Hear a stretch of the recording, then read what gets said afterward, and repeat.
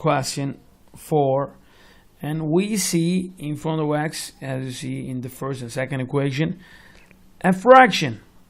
So I don't want to see a fraction, it's a little bit complicated. Let's remove it, let's get rid of, let's say.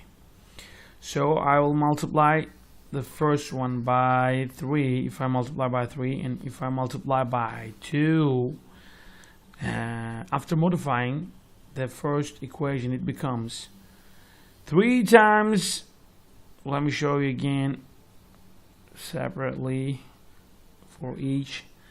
So 3 times 1 over 3x will be x, plus 3 times 4y will be 12y, 3 times 6 will be 18 for the second, 2 times negative 1 over 2, negative 1 over 2, 2 times 2y, 2 times 1.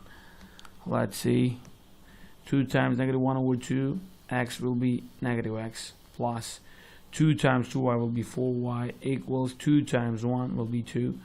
So let's add them up. As you see, it's very easy and clear. X plus positive x plus negative x goes away, they go away. So we have, because 0, so 12y plus 4y will be 16y equals 20. It becomes very strange. Y will be 20 over 16.